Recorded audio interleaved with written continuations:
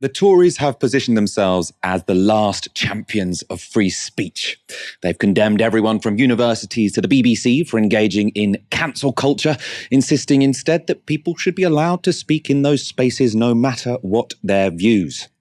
And no Tory has made his views on this topic better known than Brexit Opportunities Minister Jacob Rees-Mogg. Here he is stating his views in the Commons. Freedom of speech is fundamental to how our society operates. Democracy, the rule of law, freedom of speech, and the rights of property are the four pillars on which our Constitution is built, and a Constitution that has thrived through the centuries. If you take away freedom of speech, then you undermine all the other pillars that have supported our Constitution.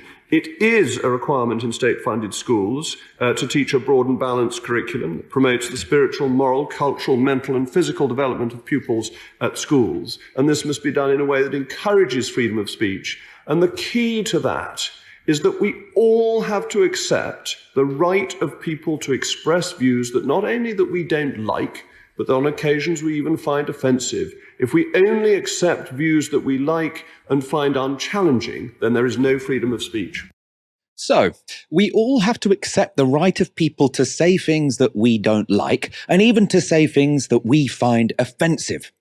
Otherwise, I guess we're free speech hating snowflakes.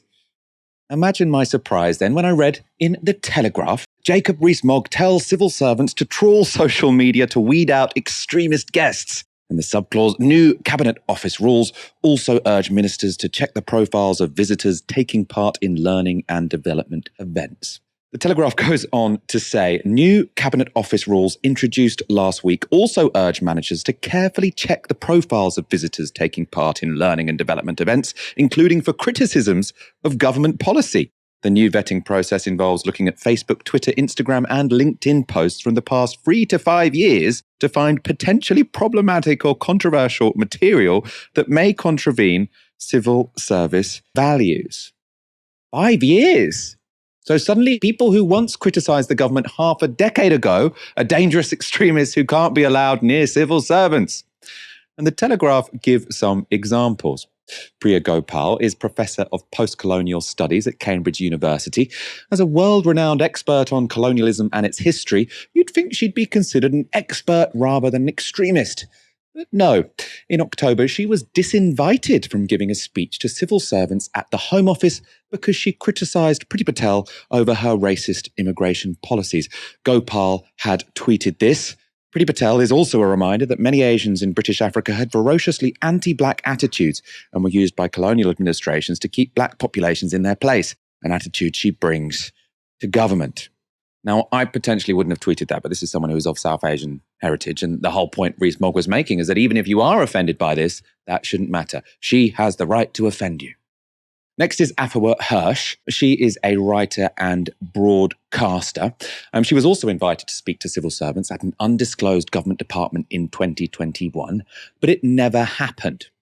The Times reports on this one. They say, Hirsch said she was dropped at short notice earlier this year by a government department for, quote, having a piece in the New York Times about racism in Britain, which it felt painted Britain in a bad light. She had written that there was a deep correlation between race and privilege in Britain.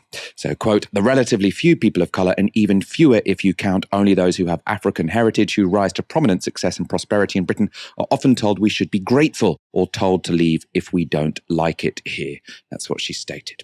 Hirsch has accused the Prime Minister of a, quote, a litany of racist statements.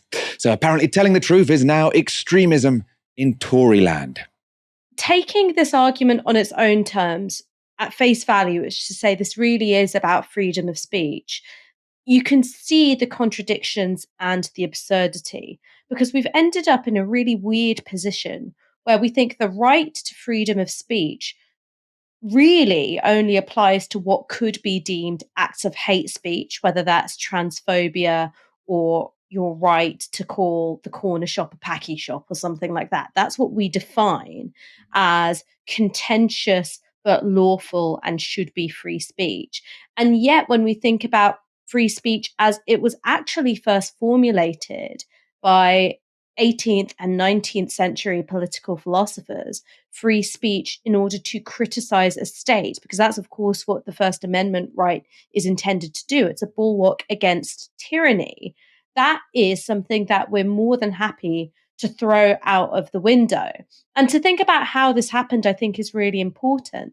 Because I think that one of the things that the Conservatives have understood is that you can weaponize a kind of resentment at the journey towards social equality that minorities in this country have taken. This idea of, hang on, the language that I once used 10 years ago, 15 years ago, 20 years ago is no longer acceptable. You can weaponize that kind of resentment and discomfort and say, this is because fundamentally your rights are under attack. And we are the only ones who are going to protect you.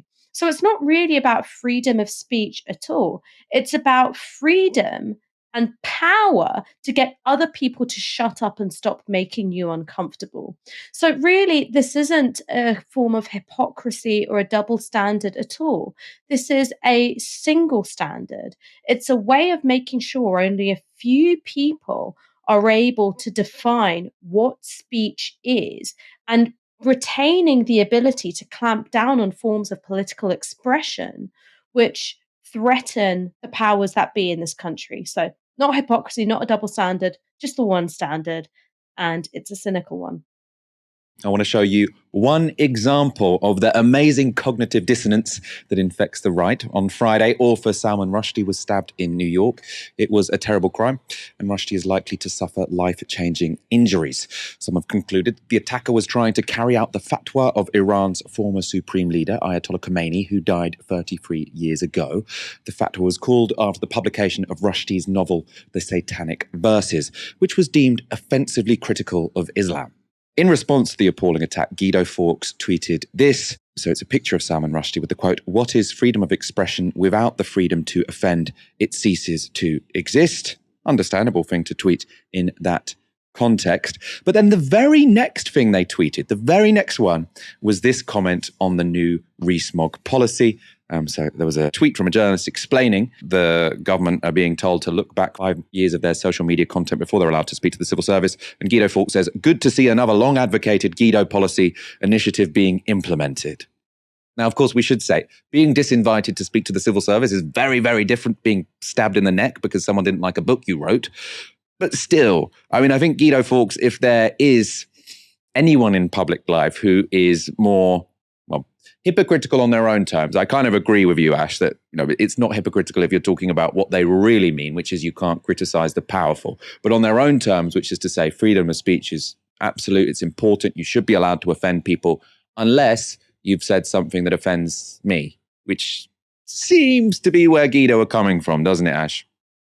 Well, absolutely. And if you want to maybe make a much more direct comparison, let's say, for instance, a university had invited Priti Patel to address the students, and the students lodged a protest and said, "We don't want her to come and address us." I'm sure that Guido Fawkes would come down on a very, very different side on whether or not disinviting somebody because of the politics that they hold does or does not constitute a threat to freedom of speech. So I think that we don't have to even try and compare the violent assault on Salman Rushdie to their view of civil servants who might hold challengingly progressive views. You just have to look at how the folks at Guido Fawkes have responded to university campus culture kind of moral outrages. Again, the Salman Rushdie thing, what that points to is that there are various ways in which we can understand what happened. One way, and this is one way which is particularly favored by the media establishment in this country, is to say that, well, this shows you just how uniquely barbarous Islam is. Now, most Muslims are like me. They're just horrified that this thing has happened. Of course, Salman Rushdie was also raised in a Muslim household. This is an attack essentially on one of our own. There is no way that you can think that this is justifiable if you have any sort of value for human life. There's another way in which you can look at this, which is the fatwa is an edict which is issued by a state. It's a way in which a state, using religion, is able to say this person doesn't have a right to live. Now, obviously, there is nothing quite as extreme as that in a Western context, but there are plenty of instances where Western states set people up and go, you, either as an individual or you as a demographic, you're public enemy number one. And it creates a context in which harm is much more likely to come to them. And so I think that this is a really important context in which to understand the attack on Salman Rushdie, is that it was a form of state brutality where the state is able to create an environment in which acts of violence are more likely, and a way in which the state uses that capacity to mobilize the violence of others in order to clamp down on free expression. And so then when you see it as a form of state power, in this instance, Iranian state power, you would then be a lot less casual about the British state determining the boundaries of free speech and determining that criticism of the government is an unacceptable form of free speech.